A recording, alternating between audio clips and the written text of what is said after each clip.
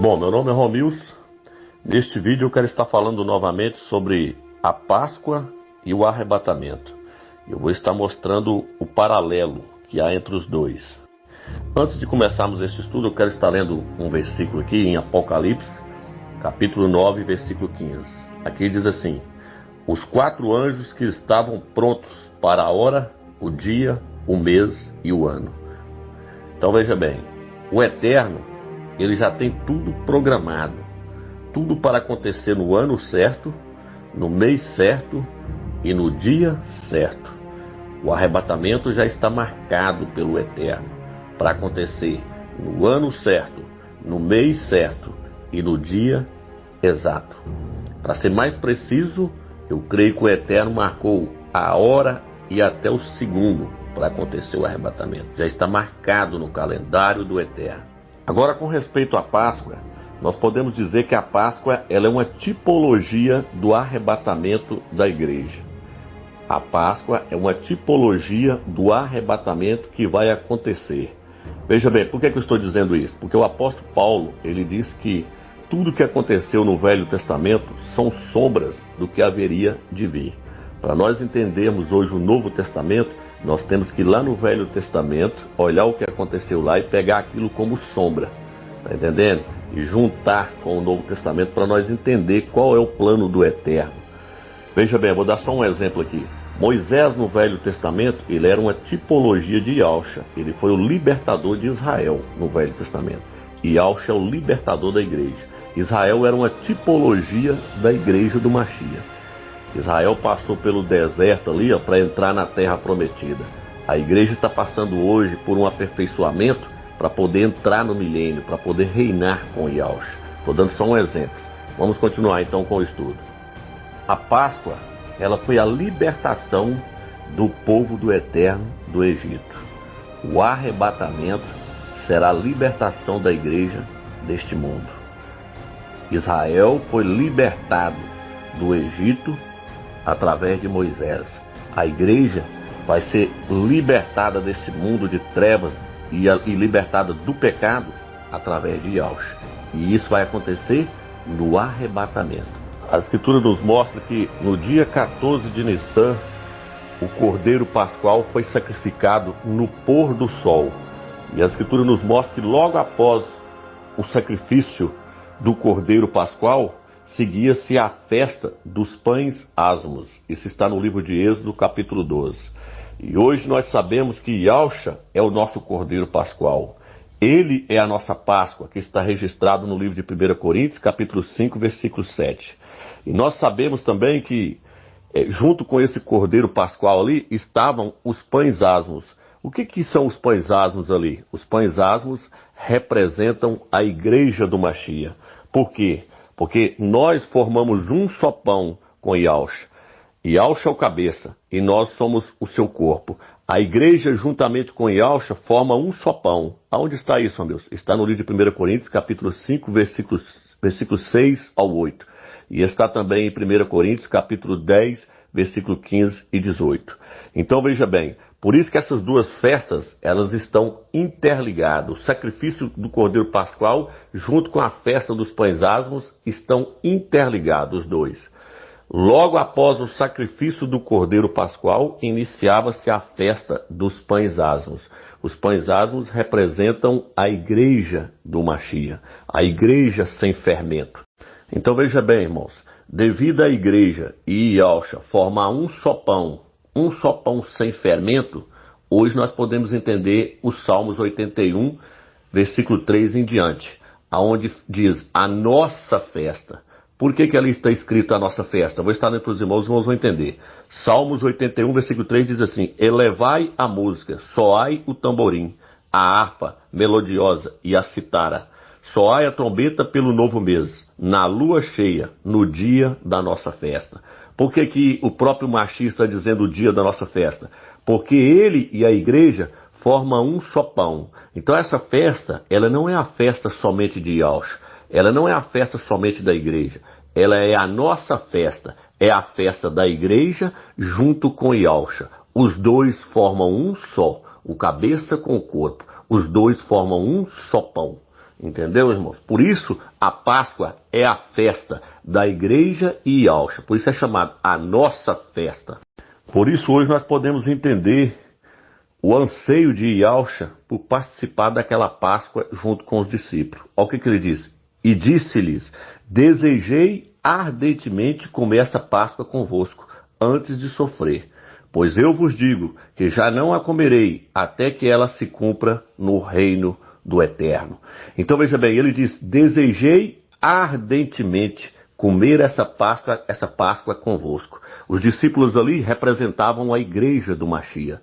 E o Mashiach então estava participando da festa juntamente com a sua igreja, juntamente com o seu povo. E ele disse, isso não vai se repetir novamente, a não ser lá na glória.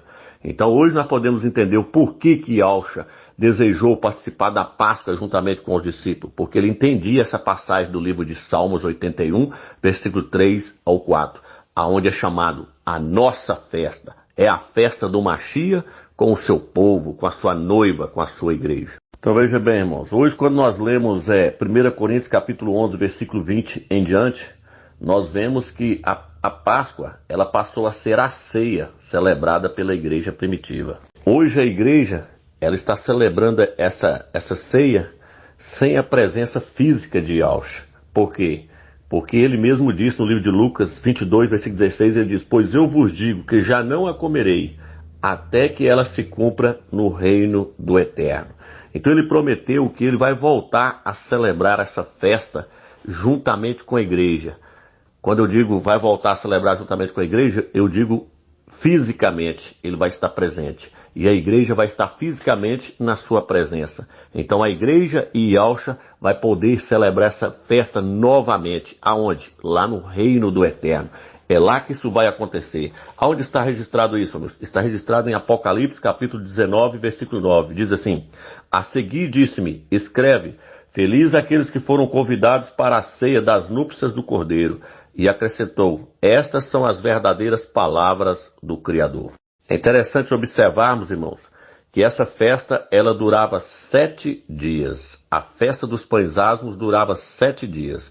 Esses 7 dias são, na verdade, 7 anos proféticos. Cada dia representa um ano.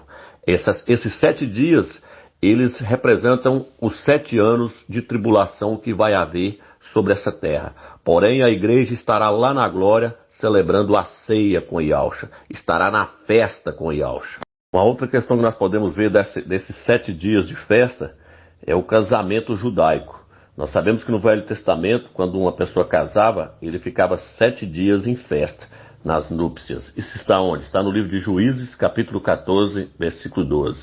Então esses 7 dias de festa que seguem ao sacrifício do Cordeiro Pascual, esses 7 dias de pães asmos, será celebrado lá na glória. São 7 anos que a igreja vai ficar lá para depois ela voltar. Enquanto não passar a tribulação, ela não vai voltar. Entendeu, irmãos? De agora para frente, irmãos, eu vou estar te mostrando a importância deste mês e a importância da Páscoa para o arrebatamento. Veja bem, irmãos, o mês da Páscoa é o mês de Abib, é o mês de Nissan, é o primeiro mês do ano. É neste mês que se inicia o calendário do Eterno. Então o Eterno, tudo que ele passa a marcar através do seu calendário. E o primeiro mês do calendário do Eterno é o mês de Abib, é o mês de Nissan. E é neste mês que ocorre a Páscoa. Por exemplo, irmãos, foi neste mês que Abraão nasceu. Foi neste mês que Isaac nasceu. Foi neste mês que Israel saiu do Egito. Foi libertado das mãos de Faraó. Foi libertado do Egito. Foi neste mês que Israel foi levado cativo para a Babilônia. E foi neste mês que Israel foi libertado da Babilônia. Foi neste mês, irmãos, que se iniciou as 70 semanas de Daniel, que está no livro de Neemias, capítulo 2, versículo 1. Foi ali que foi dado o decreto, foi ali que iniciou as 70 semanas de Daniel. Iniciou quando, amigos? No mês de Nissan. Foi neste mês que Yahshua morreu dentro de Yahushalã. Então, os principais acontecimentos do povo do Eterno ocorreu neste mês, no mês de Nissan.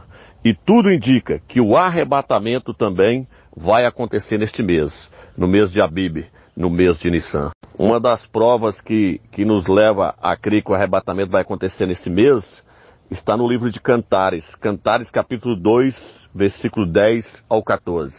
Ali existe uma profecia mostrando que a igreja ela vai até o seu noivo no mês de primavera, no mês de Abib. Abib significa primavera.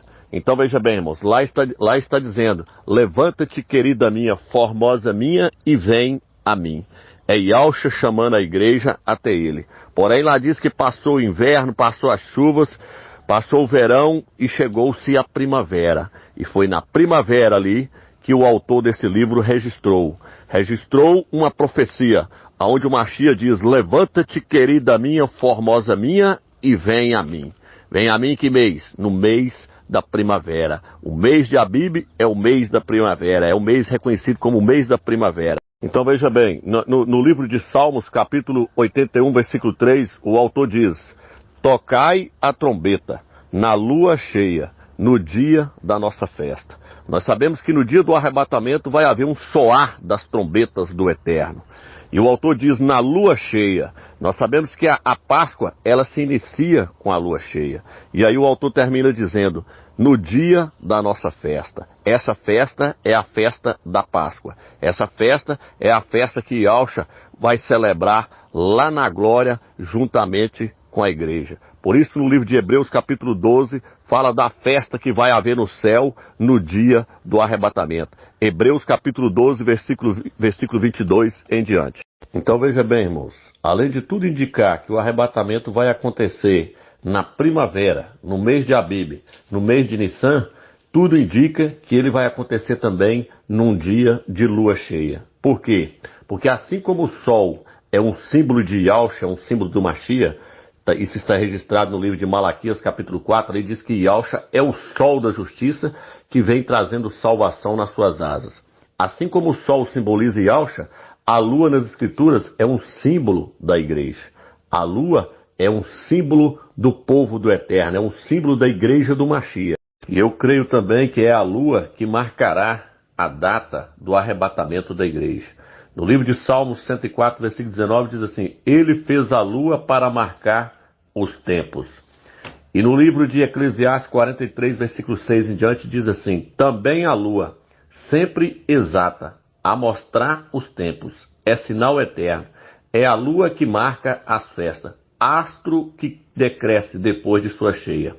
Então veja bem, ele diz: é a lua que marca as festas. Todas as festas que eram celebradas, que se celebram em Israel até hoje, é marcado através da lua. É a lua que inicia as festas. As festas se iniciam através da lua. Depois que a lua aparece, é que se inicia as festas em Israel. Então a lua ela é muito importante na questão do arrebatamento. Por quê? Porque é ela que marca os tempos. E ela é um símbolo da igreja do Mashiach. Nós podemos ver isso nas fases da lua. Por exemplo, o crente antes de converter, ele é representado pela a lua minguante. É quando ele ainda está no mundo, cheio de trevas, não tem luz alguma, cheio de vícios, cheio de coisas mundanas. Então ele é representado pela lua minguante. A lua que não tem luz alguma. Como nós vimos, Yahshua é o sol da justiça.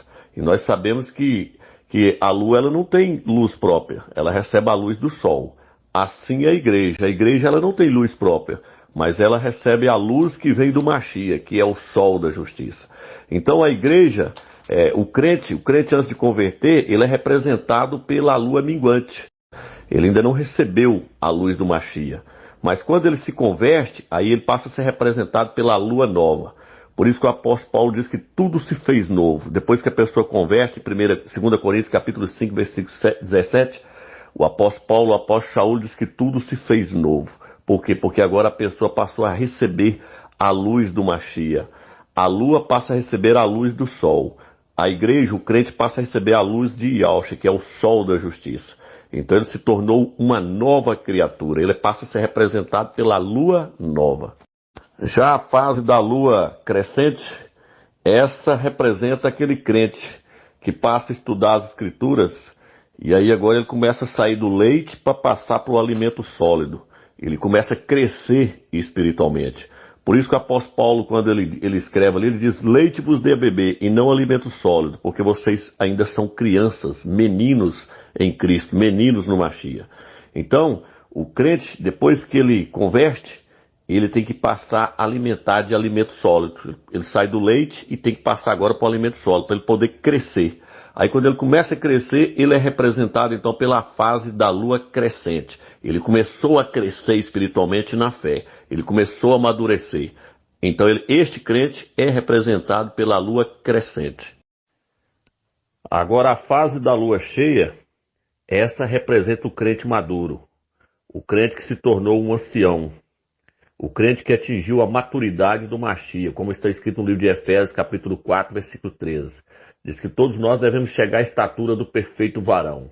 Então, a fase da lua cheia, essa representa o crente que foi cheio da plenitude do Espírito do Eterno.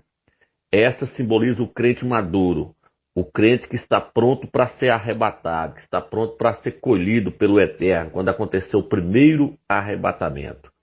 Se nós lermos o livro de Efésios, capítulo 1, versículo 23, aqui diz assim: tudo ele pôs debaixo dos seus pés, e o pôs acima de tudo, como cabeça da igreja, que é o seu corpo, a plenitude daquele que plenifica tudo em tudo. Ou seja, Yahshua, o Machia, ele é quem plenifica a igreja com o seu espírito, com o espírito do Eterno. Da mesma forma que nós vemos a lua, quando ela está a lua cheia, significa que ela está recebendo toda a luz do sol. Assim é o crente maduro. Ele foi plenificado com o Espírito do Machia. Ele está cheio do Espírito Santo. Veja o que está escrito também no livro de Efésios, capítulo 5, versículo 18. Aqui diz assim: e não vos embriagueis com vinho, que é a porta para a devassidão, mas buscai a plenitude do Espírito. Então, este é o crente maduro. Este é o crente que foi plenificado com o Espírito do Eterno. Este é o crente que será arrebatado, porque a lua cheia é um símbolo da igreja cheia do Espírito do Eterno. Que a igreja é a lua cheia que subirá para encontrar o sol da justiça. Olha o que está escrito no livro de Cantares, capítulo 6, versículo 10. Aqui diz assim: quem é essa que desponta como a aurora, bela como a lua, figurante como o sol, terrível como esquadrão, com bandeiras defraudadas? Então está falando da igreja. A igreja vai se despontar, ela vai subir, ela vai aparecer como a lua cheia. Veja bem, aqui está comparando a igreja com a lua cheia, no dia do arrebatamento, no dia em que ela vai encontrar com o sol da justiça, no dia que ela vai encontrar com aquele que clareia ela, com aquele que planifica ela, que é o Machia. O texto é bem claro, ele diz: quem é essa que desponta como a aurora, bela como a lua, figurante como o sol? Quem é essa que está despontando, toda cheia de luz? É a igreja. É a igreja que está sendo comparada aqui como a lua cheia, indo de encontro ao sol. A igreja vai de encontro ao sol da justiça, que é Yahshua Machia, quando ela estiver plenificada com o Espírito dele. Sem ela estar cheia do Espírito do Machia, não haverá arrebatamento para ele, para essa igreja. Somente a igreja que estiver cheia da luz do Machia, cheia do Espírito do Eterno, é que vai subir no arrebatamento. No livro de Provérbios, capítulo 7, versículos 19 e 20, nós conseguimos ver que o arrebatamento ele vai acontecer na lua cheia. O noivo vai encontrar com a noiva na lua cheia. Olha o que diz Provérbios, capítulo 7, versículos 19 e 20. Pois o meu marido não está em casa, ele fez longa viagem, levou a bolsa com dinheiro e não voltará até a lua cheia.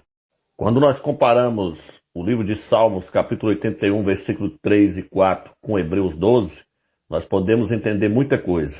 No livro de Salmos, capítulo 81, versículo 3, diz assim: tocai a trombeta na lua cheia, na nossa festa. Por quê? Porque no dia do arrebatamento, como eu disse, vai haver o toque da trombeta, será dia de lua cheia e vai haver festa.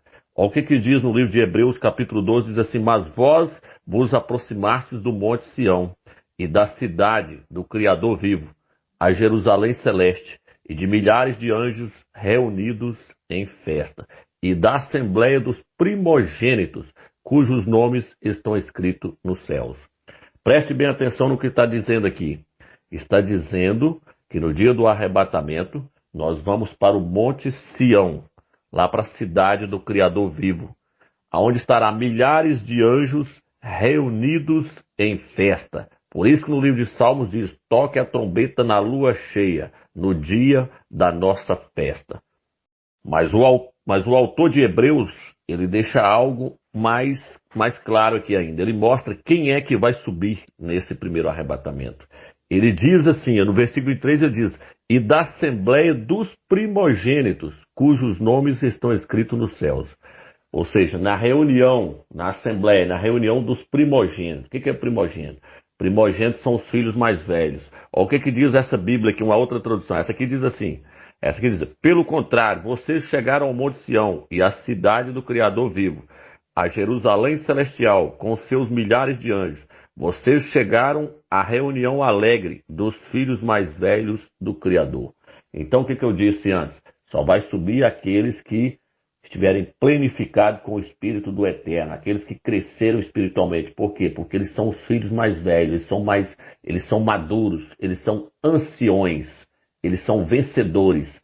Só esses vão participar deste primeiro arrebatamento. São os filhos mais velhos, são os primogênitos, são as primícias. Aonde nós podemos ver isso? Nós podemos ver isso no livro de Apocalipse, capítulo 14, versículo 1. Olha o que diz, vocês chegaram no Monte Sião, cidade do Criador vivo. O que está escrito no livro de Apocalipse, capítulo 14, versículo 1? Viu 144 mil no Monte Sião. Os 144 mil são os primogênitos, são os filhos mais velhos. Eles é que vão ser arrebatados, são as primícias. Primogênito significa primícias, os primeiros frutos. Somente os primogênitos, somente os 144 mil, somente os anciões, as pessoas maduras que foram plenificadas com o Espírito do Eterno, é que vai participar deste primeiro arrebatamento. E quando nós pesquisamos o Velho Testamento, nós vemos que o povo de Israel ali, nem todos puderam participar da primeira Páscoa. Ali nos mostra que eles estavam impuros, eles não tinham chegado à perfeição, não estavam limpos para poder participar dessa primeira Páscoa. Então foi dado a eles uma segunda chance. Onde está isso, meu? Isso está no livro de Números, capítulo 9, versículo 13. Então o que isso quer nos mostrar? Isso quer nos mostrar que nem todos vão participar da primeira ceia. Nem todos vão participar dessa primeira Páscoa, desse primeiro arrebatamento que vai acontecer para aqueles que estiverem preparados. Aonde está isso? Apocalipse, capítulo 19, versículo 9. Olha o que ele diz. Ele diz assim, a seguir diz, escreve, felizes aqueles que foram convidados para a ceia das núpcias do Cordeiro. Nem todos serão convidados, nem todos participarão da primeira ceia, do primeiro arrebatamento. Por quê? Porque não estarão preparados para subir nesse primeiro arrebatamento. Por isso, no Velho Testamento diz que houve mais uma chance para a pessoa participar da ceia, participar da Páscoa novamente. Porque aqueles que não estavam prontos passaram a participar da segunda Páscoa. Quando isso vai acontecer, Romilson? No milênio. Quando Yahushua voltar, aí sim toda a igreja estará preparada, pronta para participar do segundo banquete, da segunda ceia, da segunda Páscoa, que vai ser celebrada aqui na terra no milênio. Nem todos vão participar do primeiro banquete agora, somente os vencedores, somente os que atingiram a maturidade, que foram plenificados com o Espírito do Eterno, é que participarão desse primeiro arrebatamento e dessa ceia que há de acontecer no céu. Então veja bem, irmão, nós já estamos terminando esse estudo, mas eu gostaria de trazer para os irmãos o seguinte, mais um ponto aqui. Eu observei que o Eterno, ele escolheu a lua cheia para poder iniciar a festa da Páscoa. Por que ele não escolheu a lua nova, como ele fez com outras festas ali? Ele escolheu a lua nova para iniciar outras festas ali no Velho Testamento. Por que ele não fez da mesma forma com a festa da Páscoa? Na festa da Páscoa ele não escolheu uma lua nova para iniciar essa festa, ele escolheu a lua cheia. Por que ele escolheu a lua cheia? Muitos pastores dizem que ele escolheu a lua cheia porque o povo de Israel estava saindo do Egito de noite. Então a lua era para clarear o caminho deles. Mas isso é um grande engano, irmãos. Por quê? Porque no livro de Êxodo, capítulo 13, versículo 20 em diante, diz que o Eterno, quando o povo de Israel saiu do Egito, diz que o Eterno, ele colocou uma coluna de fogo para poder clarear o caminho de Israel, para clarear o caminho do povo dele no deserto. Então não havia necessidade da lua. Por que não havia necessidade da lua? Porque o Eterno colocou uma coluna de fogo. A coluna de fogo é que clareava o caminho do povo do Eterno no deserto. Então a lua cheia não tinha utilidade nenhuma.